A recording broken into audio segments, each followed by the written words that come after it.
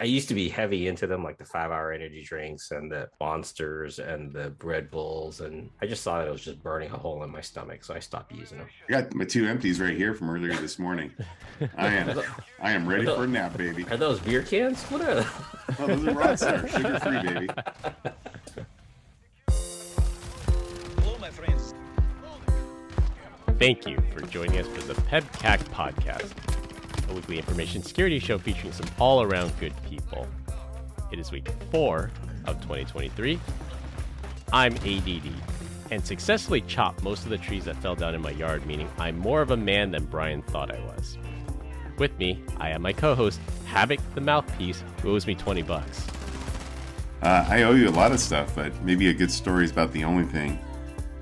Fun fact, Glenn, you'll get a kick out of this. Yesterday, when he was chopping down the trees, he jumped on a Zoom, and he gets on there. He got me, and I got Rob, another big dude, and his little, bright-eyed, bushy face comes into the Zoom, and he's all tiny looking, and he's got like a smudge on his face, and his hair's all disheveled.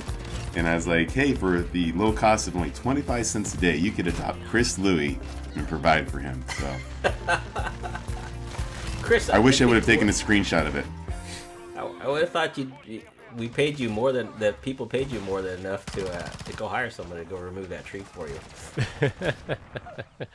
Yeah, and then I explained to the other caller, I said, well, I've been chopping wood all day, and they're like, of all the things in the world, I never would have guessed you would have said you just came from chopping wood all day. Exactly. Well, on that note, we'll just do a GoFundMe. We'll put it in the podcast notes. Exactly. Help Chris hire some people. Hey, is it Happy Lunar New Year for you, Chris? Like, did Cinderella come down from the heavens? Saturday? Yeah, that's actually a good call. Yeah, we're recording this before Lunar New Year, but when this podcast comes out, it would have already passed. So yes, Happy Lunar New Year to everybody. Thank you, Brian. Do you recharge your crystals? What does that actually mean? I mean, it is the new year according to the lunar cycle, because most Southeast Asian countries follow the lunar calendar. It's the year, I think it's 4096 according to the lunar calendar. I think it's 13 28-day cycles, and that's why it's a little bit off from the traditional New Year's Day. You had me at 4096. Is that 2 to the 12? 4096, something like that. Pretty close, yeah. Yeah. Nice. It's a bit year. Get it? It is. Yes. It might not be 4096. I know it's pretty close to that. I have to look at the exact year, but it's pretty close to that. Awesome. And we've also got Frustrated Fred back from vacation. So where were you last week other than fixing emergency leaks at your house? Oh yeah, so missed last week. Sorry about that, gents. Just right before we were getting on the pod, got a call from the insurance company, because earlier that morning I had waken up and there was water all over the inside of my master bedroom and like I said, underneath the carpet. So nothing better than to wake up to squishing noises underneath your feet when you after a good rainstorm. So Yeah, I don't know if you know this. Water shouldn't be there. yeah. Yeah. It's an amazing thing. So we spent all morning. It's a holiday, right? That was Martin Luther King. Yep. Clearing out Yes, it the was. room. Yeah, throwing things to the four corners of the house. Probably not organized in any way, and had to get a company out. Thanks, ServPro. Appreciate you guys coming out and getting the house dry and getting things set up. Actually, the carpet torn out and the walls torn out. All right before vacation, by the way. Yeah, so we ended up on vacation and had to have a good friend of mine, kind of monitor the house over the week. Beautiful. Everything all fixed up now, or are you in the middle of repairs? Oh, we're in the middle of repairs, and I'm in the middle of an argument with the insurance company because they're saying that I'm not covered for these damages, so that's always going to be fun. Oh, sure. Always fun dealing with insurance companies. Yeah. So, fun fact, Brian, the lunar year animal this year is the year of the rabbit. Oh, something we could eat later. Bad luck, Brian. Chris, I gotta ask, did you take the shirt off and chop the trees down with an axe, or did you break up the chainsaw? I used a Sawzall since I don't own a chainsaw, and an axe would have taken forever. I used the Sawzall, and I think that was a happy compromise between the two. But shirt definitely stayed on. It is freezing out here right now. Lost me on points. Anyway. I would have Take it off. I'm gonna take it off right now. No guest this week. Our fourth host, Todd, is unavailable, so we're going to sojourn on without him. Ooh, Todd. Combined, we have decades of information security experience here, not just to educate, but to entertain. We've got 4 awesome stories for you this week, so sit back, relax, and enjoy the show. Just a reminder, for our 100th episode, email your Ask Me Anything questions to podcast@chrislouis.net. And we are rapidly approaching episode 100, so we look forward to answering your questions there. How exciting.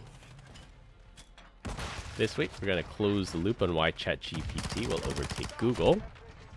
Open with energy drink talk. For our first topic, a woman steals time. Next are Bitcoin hackers for a good cause. For our third story, China makes some big moves in tech. And close with our stories of saving the day. Closing loop this week, OBS is warning that hackers are using malicious Google ads to trick users into downloading Trojan versions of the popular streaming software. Someone on InfoSec Twitter posted a screenshot that when you type OBS download into Google, literally the first 5 top results are links to malicious downloads. This is again another reason that ChatGPT will overtake Google for search. You know, I actually went out and searched for that. I actually clicked the link in my cloud soundbox, but locked that baby. Whoa. That's proof that those malicious ads are getting through Google's sensors or Google's security checks. I think it's someone's just either populating the search for OBS with false, right? It's kind of like an SEO type thing. It's the AdWords because Google always puts the ads at the top, and then the search results go underneath it. So I don't think you could ever poison SEO enough to get your result over the official OBS, but you can pay to take over those top ad spots. So is someone paying for those ad spots for that's got malware in them? Is that what I'm hearing? Yeah. Yeah, what you heard. yeah, and it's usually with stolen credit cards or stolen Google accounts, phished accounts. Well, think about it. Who uses OBS other than us professionals? It's the YouTubers and influencers, Yep, right? streamers, Twitch streamers. Go after them and get their money, honey. Yep. Or hijack their accounts, hold them for ransom.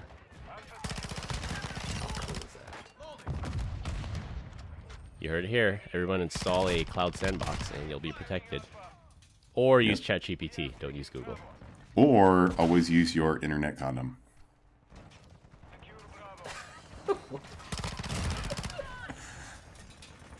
Confirming what we already reported, national media has picked up on our story that there is a national egg shortage with many grocery shelves empty, and even if you can find them, you're paying exorbitant prices for said eggs. Like we always tell you, you heard it here first. What's the lowest for a 12-pack of eggs that you can actually go buy? $1.99. Not anymore. Yeah, it's like $5.50 in my area, $5.50, $6. You go down the street towards the chicken farm, the guy that's got the chicken coop. You just put your $2 inside there and you grab a dozen eggs. Oh, yeah, you live down Everyone the street moved from a to farm, Glenn's middle of neighborhood. nowhere. I saw the smallest or the cheapest was $6.99, and then I saw I think a 60 count of eggs for $32.99. It's incredible right now. And you, I mean, that's crazy. you lift, right? So you go through a lot of eggs and chicken, right? I do. Yeah, absolutely. How many eggs do you go through a week? I do between 4 to 5 a day. Jeez. But do the math. That's like 1 million. Your cholesterol must be through the roof. You know what? I'll show you my blood work. No, I have really low cholesterol. That's good. It's either good genes or lots of cardio. No, it's the keto type of diet or carnivore diet. It's gotta be. You're not taking in any carb or sugar, so it all balances out. That's true. That's true. All right, for our opening topic, I know Brian used to drink his weight in Monster or Rockstar energy drinks before he got healthy. A few months ago, Monster Energy won a $293 million false advertising settlement against rival Bang energy drink. Monsters claimed that Bang's, quote, super creatine did not contain any actual creatine and that Bang misled customers about its benefits. I thought that was interesting. So where do you guys go when you need an energy boost? So quoting the article, Bang denied that it falsely advertised its drinks, said super creatine, in double quotes, is not an important to customers' decision to buy the drinks, and argued that Monster had suffered zero damages. I disagree. That's all I'm looking for when I'm selecting my favorite energy drinks. And then also another fun fact, that both Monster and Bang energy drinks are like and vag. I strongly prefer one over the other, but Todd says they taste the same. Boom, got you, Todd. We can't put that in there. We can't put this in there. No way. You can beep it out.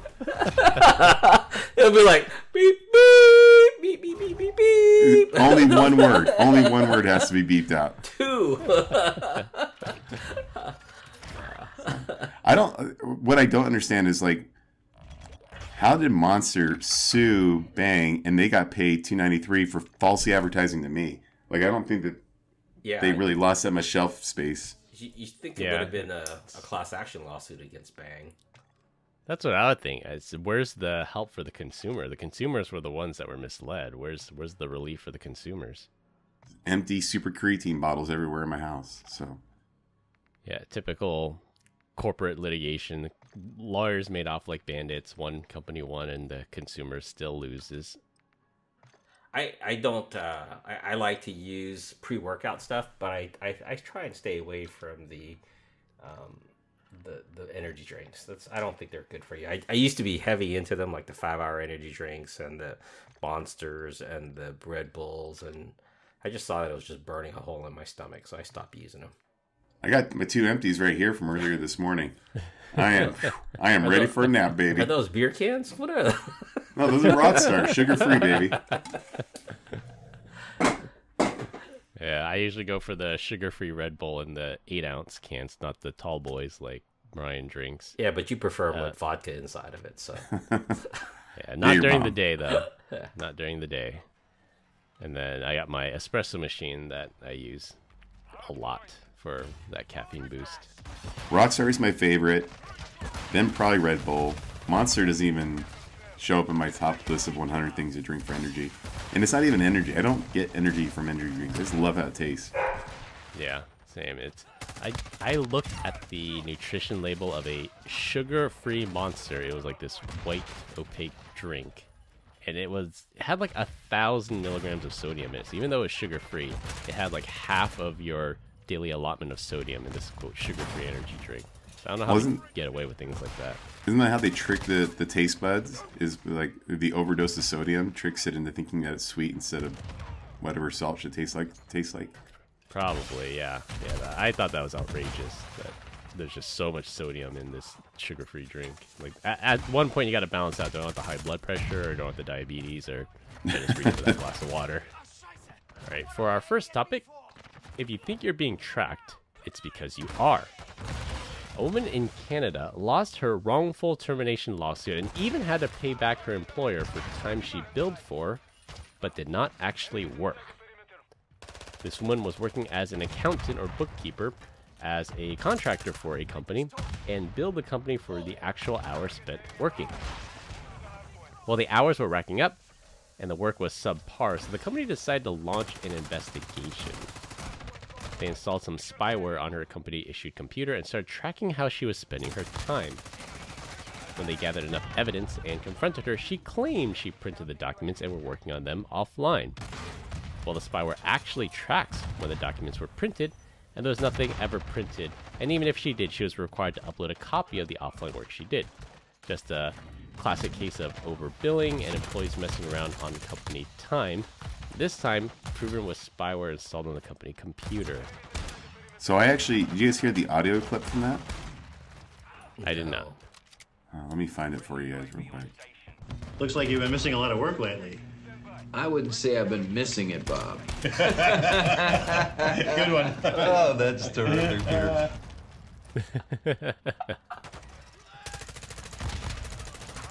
There you go. Is that the Office? That was Office Office Space, yeah. split. Yeah, Office Space. I think Homegirl needs to lawyer up. Sounds to me, and I'm not like a tech person at all. Classic case of BYOD.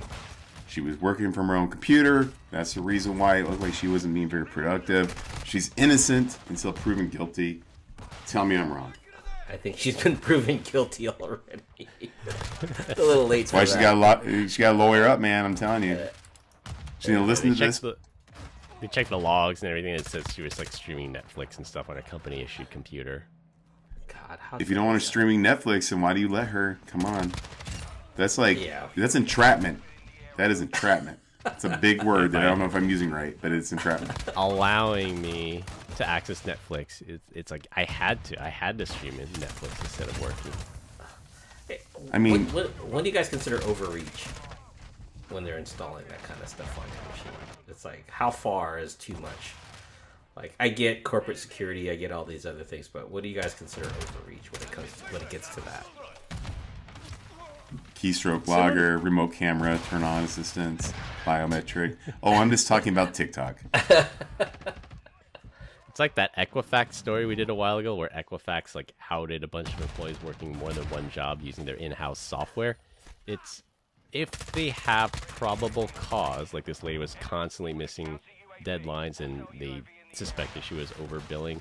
I think if it's probable cause and it's a corporate-owned device, then you have the right to launch an investigation. But if it's Joe Schmo doing his job, getting his work done, I don't think you need keyloggers and time-tracking software and mouse jiggler detection and all that stuff. Yeah, it's probably more of the extreme than anything else, right? This is probably the 1% of employees out there, right? Honestly, like how rough are times at this company's like, damn it, we need to go recoup probably minimum wage employee over here. I have no idea. They're like, we need to get that $121 back. Could you imagine if this was an executive? Yeah. Like, really? No, I think the story was, I think they just let her go. So they said, we caught you stealing, goodbye. And I think that was that. Then the woman initiated a wrongful termination lawsuit against the employer. And then the employer's like, oh, well, if you want to play that game. And then that's how she ended up owing. So I think if she left it alone, she would have been fine. But since she had to poke the bear, then that's when they came after her. Yeah, could you imagine the records that came out of that? If you had to pull up all the proxy logs associated to the things they were doing on the computer, or key logging, or whatever they had, that would be pretty interesting. Pretty fun from a forensic. I wonder if she standpoint. pulled the Shaggy defense. No, wasn't me. Yeah. It wasn't me. Man, we've got these logs of you logging. It wasn't me. Nope, wasn't me. But it's your ID. Still wasn't me. My password was stolen, you know. Yeah. They don't do two-factor authentication. I guarantee you there was no two-factor authentication here. She could have won this in battle. If you're listening, we'll get you out of this one. There's no we in this. I'm not defending someone who steals time. I think it's debatable. Brian might I don't be. think she stole anything. Innocent until proven guilty, right, Brian? Yes, sir. For our second topic, you guys know my two favorite types of stories. Pepsi and Cheetos. Oh. Oh, wait, no. Hack the hacker and doing stupid things. Exactly. Stupid criminals and hacking the hacker. Florida man. Look at that. 50%. I'm batting well today. This one falls in the latter. A Ukrainian hacker residing in the U.S. hacked into a Russian dark market named Solaris and stole a bunch of Bitcoin. These dark markets sell stolen data, drugs, guns, murder for hire, hacking software, and the like. The Ukrainian hacker took credit for the hack and donated all of the stolen funds to charity benefiting the Ukrainian people affected by the ongoing war. The darknet marketplace had ties to the Russian Killnet group, which kicked into high gear after their invasion of Ukraine to perform offensive hacking operations against Ukraine. So there's definitely no love lost for taking down these scumbags. The Ukrainian hacker, backed by his team at Hold Security, managed to gain access to administrator accounts, the back-end web infrastructure, and the master Bitcoin wallet used for all customer and seller deposits. They managed to get about $60,000 and donated it all to Enjoying Life, a charity to benefit victims in Ukraine. What a terrible charity name for a horrible thing that's going on. Like, Enjoying Life. Victims of war, enjoying life. We got your back. So wait, I don't get it. Like this is the underground for a bunch of murder for hire, and guns, weapons, drugs, and all they could get out was $60,000. It's like there's got to be more than that inside there, right? It's got to be a treasure trove of money. I think this is a hype story to get people back on the old Bitcoin wagon again. Yeah, Cryptocurrency's fake, everyone. Again. Crypto is mooning right now. Is it? I don't know. Maybe that 60,000 was what it was worth today, and it could have been worth more like 5 years ago. So I think we need to give our Ukrainian hacker a fun nickname. I think he should be known as the AAGUH, all around good Ukrainian hacker guy. What do you guys think? There you go. Yeah, that's a good nickname. I love that they said that he took control of the internet infrastructure. I'm like, sounds like he just got into a router. I don't know. And then you look into it a little bit further. It's the website, and then you're like, what kind of like rudimentary? He just popped the web shell, pretty much. Yeah, it's probably like PHP nuke, something that hasn't been patched in like in a decade. So leave it up to dumb people. Joking aside, I said it's a terrible charity name, but at least he did give it to charity. I probably would have kept it. The article said that the wallet that's used to keep the seller and the seller and buyer deposits, it changes hands a lot, and there's frequent deposits and withdrawals. So I think they just waited until it peaked at 60,000 because there's a lot of transactions going on. So there's always money going in, always money coming out. They just tried to pick a time where they thought they could get the most, and remain undetected, and siphon that off to charity. Good for him. Bad for them. Yeah, tough time to be a Russian dark market right now. Everyone's coming after you. It's a tough time to be in Russia at all. Especially if you're a dude. You were going to die. I was listening to another podcast, and they're talking about, like, historically, like, Russia isn't very sophisticated when it comes to, like, provoking war and doing, like, stuff. So when it comes to, like, invading Ukraine, they don't want to nuke it because they actually want to consume the land because they need to. And so their only thing that they can do is just throw bodies at it. So to date, they've lost 100,000 soldiers. And I think they'll probably throw the towel in at 500,000 if history's taught us a lesson, which is wild. The stat I heard, which was pretty crazy, and it backs up what you said, Brian, is that in less than a year, Russia has lost more men and materiel than the U.S. has lost since the end of World War II. Something crazy like that. It might even go back further, but even then, that's a lot. You had Vietnam, you had Korea, you had Desert Storm 2 times, you had all these other overseas conflicts, but it pales in comparison to what Russia's already lost. There's a comedian that talks about, like, he's walking around, like, pretend, I don't know who he is, like somebody of not a huge stature that we all know, whatever. This middle-aged white guy, right? Built like a bag of mashed potatoes. He says, and he's walking around like the mean streets in New York. Someone comes up to him, like he's on the questionable side. He'll always respond with, "You do not know who you're talking with." Like he'll throw out their old Russian accent. Because rest assured, like if you're walking around and try to pick a fight with a Russian, you probably think twice about that. No? Does Yes? the Russians sound Austrian? Because that sounded a lot like your Arnold accent. Hey, maybe, maybe not. I have no idea. I didn't think this one through. Is that the John Wick background there with the Baba Ganoush? Baba Yaga, you Baba mean? Yaga. Baba Ganoush is a Baba dish. Ganoush. That's food. Baba Yaga. Yeah. There we go. Let's change it up. Yeah. Now I'm in New York. The other crazy stat was that there's a YouTube video, and they do all these statistics from World War II, and they show a scale that said U.S. lost 50,000 people, UK lost 70,000 people. Germany lost 100,000 people. And then when they get to Russia, because it's building a bar graph, it's like you have to zoom way out to be able to see how many people Russia lost during World War II. I'll link it through. It's really interesting, but to your point, Brian, they just literally threw bodies at the problem, hoping that would solve it. Do you guys know why they're actually doing this whole invasion? Yeah, they're trying to bring back Ukraine back into the mother Russia fold. And so they're saying that there's people that are there that are ethnic Russians that are being mistreated. So that's my understanding. But we know it's all about territory and land, right? Because technically without... It all started with Crimea. Without the Ukraine access, they obviously don't have access to a lot of water or open water. Yeah. The port in the Black Sea. Yeah. So the rumor is Russia is not going to make it past the year 2050 to 2070. Like, they're going to lose anyways. So this is kind of last ditch effort of like, hey, if we're going to go out, like, let's go out on our terms as opposed to Blaze of glory. Yeah, blaze of glory. Kind of wild. Yeah. Very wild. All right, for our third topic, you're supposed to say on a blaze of glory. We'll change the subject.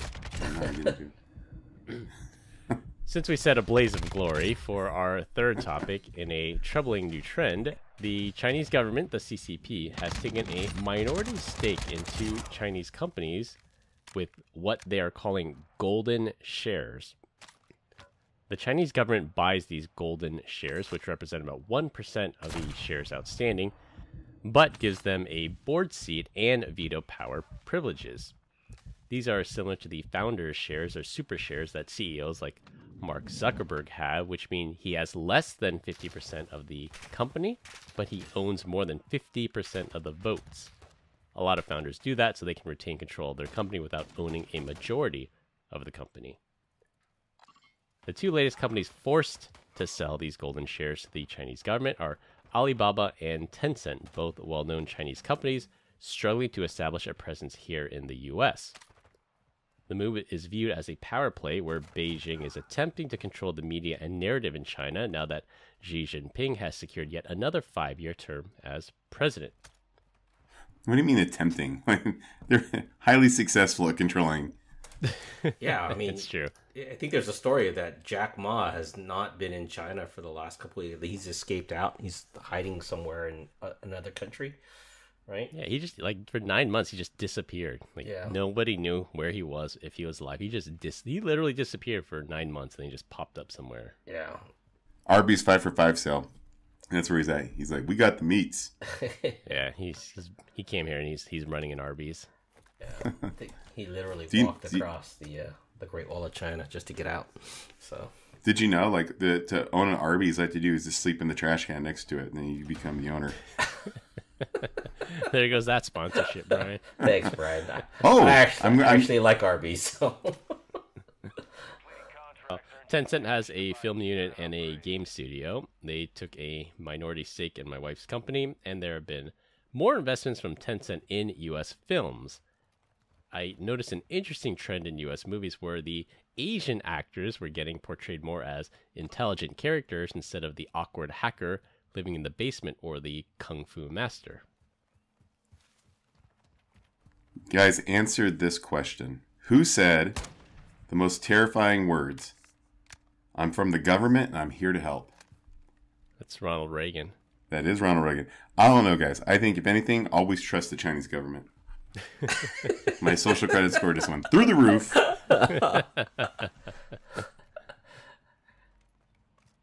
Yeah, that's definitely a troubling trend. I think the part, so Tencent and Alibaba both own social media companies, and I think it's a move where they don't want to look like they're outright censoring things. They want to slowly influence things, and I think this is one way that they can do that.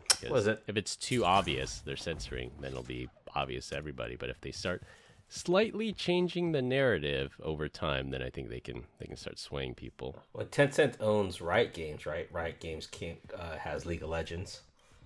Yes, that's correct. Slowly changing, and that happened many years ago. So Yeah, I think it was the last Mission Impossible movie. I think it was Fallout, where they actually had like a decent Asian character in it, and then at the end of the credits it said this movie was partially funded by Tencent. Is Tencent like a friend of 50 Cent? Like a nephew? No?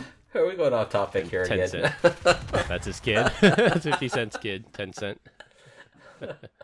This is Asian kid.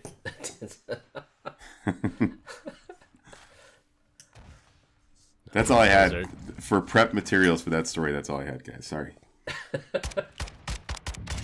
Just something to keep an eye out. And if something happens, you heard it here first. Alright, and since Brian tried to get someone else to say something for our last topic, and it will be a rotating topic every week, this week we're going to talk about a time you got somebody out of a jam. Just last night, a mutual friend of ours messages me out of the blue late at night and asks if I'm up and that he needs help. He sounds desperate. You're in trouble, Chris. He said a mutual friend of ours. Oh, go on. He sounds desperate and needs money. At first, I thought someone stole his phone or hijacked his account because he was messaging me through an app that we normally don't communicate over, and it had all the red flags for a scam. But his phone number was correct, and he explained that he got himself into a tough situation and needed money that instant, or physical violence would be coming his way. I challenged him on a couple things that only he would know, and I actually called him, and yes, it was indeed him in a jam. So I sent him the money, he got out of said tough situation, and made good on his word to pay me back the next day. So do you guys have any stories of coming in clutch and saving someone's skin? I'm sure Glenn does, man. Homeboy was in the Army. Not like that. Friend of mine, or actually a friend of my daughter, she was at the gas station, car was stuck. Car wouldn't start, and I happened to have a battery jumper in my car and got her started and got her on her way. I could only imagine, someone helping my daughter out, being nice enough to help my daughter out if they were stuck on the side of the road. So I felt Pay it forward. yeah. Boring. Sorry. What a great story, Glenn. Wow. But on the flip side, I'm like a fair weather friend. Like, don't call me if you need me. Kind of like, invite me to things, just know that I'm not going to show up, is the kind of mantra that I have. But no, I'm just kidding. So I do have a story to share with you guys. It was 1996, fresh out of high school. I get a job as a limousine driver. I go to this lady's house. I pick her up. It is love at first sight. Like, it's head over heels for her, right? Anyways, make small talk, going to the airport, drop her off, and as she's walking, I can kind of see her. She leaves her suitcase in the ground, and I'm like, crap. Like, I don't think she realized what she was doing. She's going through, like, the pretend TSA back then. So I jump out of the limo, I run down, I get the little suitcase, and I try to catch up to her, but I miss her. Like, I just can't get to her in time, so I go back to my house. I'm telling my friend, my roommate, I was like, dude, we gotta, like, get this back. She's like, the love of my life, right? And he's like, well, what's her name? I was like, I can only remember her first name was like Mary. Let's check the luggage, yeah. And so, look at it, and I was like, Samsonite. So it was Mary Samsonite. And so we get on the internet, Alta Vista search. There's a Mary Samsonite that lives in Aspen. So we decided to take a road trip. Are you guys picking up at all on what I'm saying here? This is the plot of Dumb and Dumber. It is.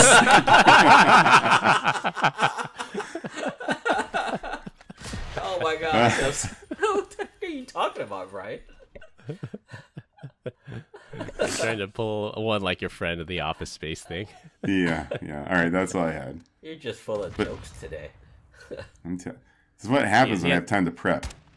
That's what happens when he has 32 ounces of Rockstar before it's 3 o'clock. No kidding. It's 4:25 in Arizona. Excuse me. How about you, Chris? I've helped a number of people in car trouble, and it just happened to be I was passing by or something like there. I remember one time I was at my apartment back when I was apartment living, and some guy looked like really lost, and it looked like he was in a jam. He had his hood up, so I just walked over there and I said, "Hey, what's up, man? You know, need help or something?" He's like, "Yeah, my battery's dead, and I'm late to go pick up my kid," or it was something like that. And I said, "Oh, well, I have a jumper, one of those battery-powered jumpers in my house. I'll come grab it and I'll jumpstart you." And just did that, got him on his way. I've seen, like, there's like a jogging area. There's a specific route I jog in my neighborhood, and I know exactly how long it is. And I found like 2 women with a flat tire on the side, and they look really confused about how to change the tire. So I'm like, all right, well, I just asked them, "Do you need help?" And I was able to help them change out the tire and get them on their way. So just like you said, Glenn, pay it forward. If I was in a jam or someone I loved was in a jam, I would hope somebody would come by and help get them out. So back in July or August, my wife called me when I was in, I think, St. Louis. She's like, "Hey, I need your help. Our friend broke down on the side of the freeway. You know, I need you to do something." I'm like, "Oh, all right. You want me to fly back?" I'm like, "Geez, leave me alone." And she's like, "Well, no.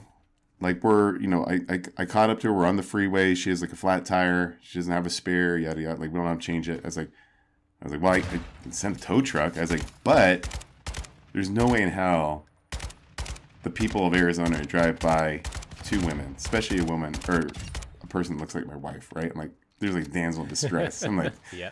I'm like, I guarantee by the time the tow truck gets over there, they're going to be like a line of vehicles waiting to stop to change your tire. Turns out I was wrong. Arizona people don't screw around when it's 120 degrees outside. They're like, "Nah, let her melt. She'll be fine." Peace out. See, that's what you get. No one helps your wife because you don't want to pay it forward, so it's karma on you. Exactly. Yeah, so we ended up sending a tow truck, and they came over there and changed the tire for like $50. So. Yeah, there's a similar story. I'll decide whether or not I keep it in or I cut this out. But I can't remember if I know if I've alluded to it on the podcast. You tell me if I've told it before. But one time my wife, I didn't know her at the time, but she told me the story. So my wife was driving home from college with 2 of her friends, and they're youngish college co-eds, so you can put 2 and 2 together. And same thing happens to them. They get a flat tire, they pull off the side of the road. It's a major freeway, and they know how to change a tire, but they had a trunk full of stuff, so they start unpacking the trunk. They pull it to the side of the road, and it was like late spring or early summer, so they're wearing shorts and other such clothes. And then all of a sudden, like, a traffic jam starts to form, and cars are like slowing down and almost to a stop. And then a little while later, a CHP, a California Highway Patrolman, comes up and says, "Hey, I'm gonna help you change your tire because you guys are causing such a distraction. You're causing a traffic jam, and I need you guys to get out of here as soon as possible." So the CHP helped them change the tire and got them on their way. I can see how that could work. So what you're saying is you have the hot wife, not Brian. Apparently, I don't know. Well, none of my kids' friends have called her the hot mom, or I haven't been the hot dad yet, but I'm waiting for that day to happen. It's coming. It's coming. All right, well, we continue to get great comments about our dad joke of the week. This week, Glenn is up. All right, guys. You know I've been going to a personal trainer, right? But I was just done. So I gave him my 2-week notice. Get it? WEAK? Yeah. Yeah. 2 week. Wah, wah, wah. I could see it. Just kidding, man. Oh, it's on now. Brian throwing shade. Yeah, thanks. All right, to wrap things up, ChatGPT is on a course to overtake Google search. Sugar-free Red Bull for life. Don't bill for time you didn't actually work. There's no love lost for the hacked Russian dark market. China is gaining more influence in tech than they should have. And don't promise money you aren't able to pay back. That's all we have for this week. We hope you enjoyed this week's episode. You can find us all on LinkedIn. Links will be in the description. Follow us on Instagram at PEBCAK Podcast. Thank you to all our listeners and subscribers who rated us 5 stars in the iTunes Store and Spotify and left us a review. We appreciate you all spreading the word to help grow the show. The best way to find us is a search for the PEBCAK Podcast on your favorite podcast listening app. For my co-hosts Brian Deitch and Glenn Medina, I'm Chris Louie. Thanks for listening. We'll see you all next week, and as always, have a nice day. Bye, Felicia. Bye, guys. Hi, Felicia.